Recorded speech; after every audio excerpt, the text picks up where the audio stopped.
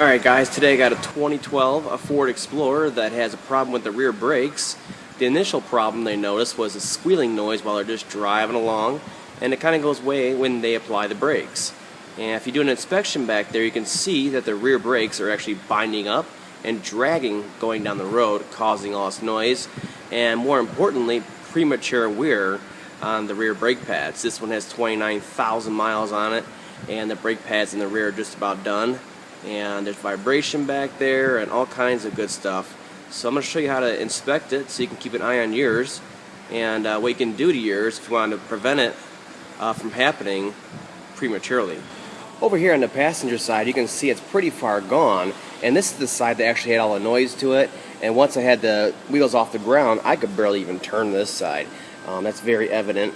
And then you can see the outer pad here is almost gone. It's starting to chunk off. I can barely get it out of here. The shim on it's falling off.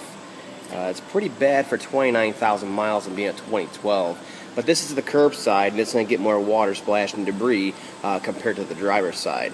But this one, you can see it's just so far gone. Right there. I mean, it's ready to start grinding at 29,000 miles, all because the pad is getting stuck within the bracket and never releasing. Now, as far as the brackets go, you have two options. You can get new brackets if the corrosion on the old one's too much on there, or you can take the old one, beat the pads out of there, because they're going to be stuck in there pretty good. Let's see how bad these are.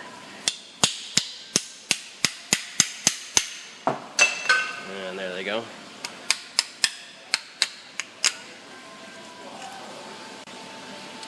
And then you pop the clips off of here, these actual anti-rattle clips right here, pop them off of there. Now what you can do if you want to reuse the old brackets is you can actually clean up these channels in here with a wire brush, or what's best is an actual grinder wheel like this, and I'll show you how that looks on here. Let's see if I can do it right on the screen here. And what you're going to want to do is get the built-up corrosion in here that's putting all the pressure on the pads and keeping them in place, so they, instead of them being able to freely go back.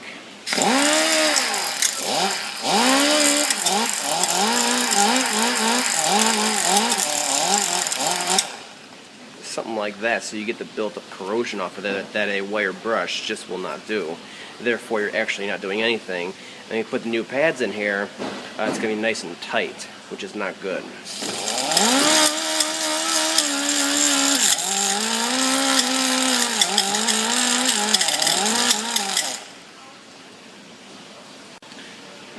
And just make sure you take off the corrosion like I did, and you get down to the original metal, and don't start grinding into that, because then you'll get the rattle from the pad itself inside of here. Let me see if I can do it.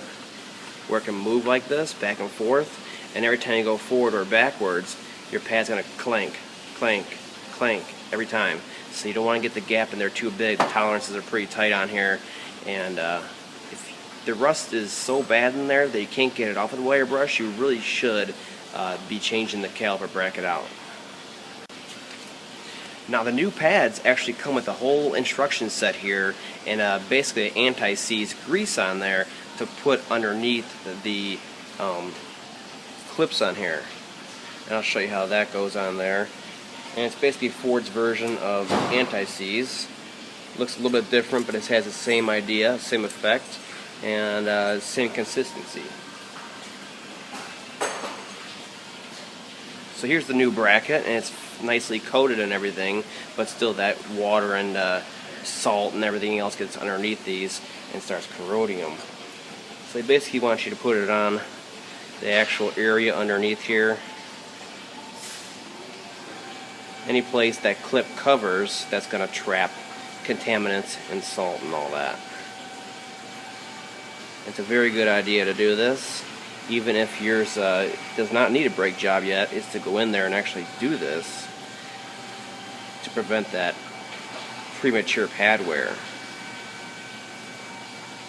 Show it on this side too, hopefully you can see this. Something like this. And you can see it's nicely coated in there, and that'll protect it from corroding in the future. Get it all in there, nice thin like coat. And then all you gotta do is put your clips on over it.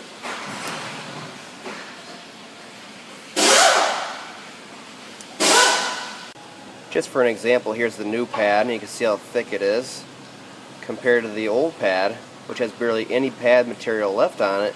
And again, this is only at 29,000 miles. And you can see how beat up it is and glazed over, and it's starting to actually chunk off because it's overheating.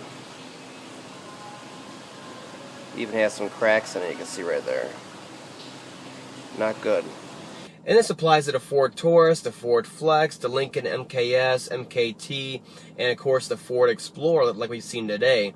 And I urge you, if you own one of these vehicles, to go back there, jack up that rear end, and give that tire a spin and check it out. See if they're dragging, because the warranty on your car only goes to about 12,000 miles. And after that, it's got to be a caliper failure or something like that that's bound up on there that's caused damage to actually be warrantable to that 336 area. So it's behoove of you to actually go back there and check it out. I know you shouldn't have to, being a new car and all, but I'm letting you guys know so you can avoid a costly repair in the future.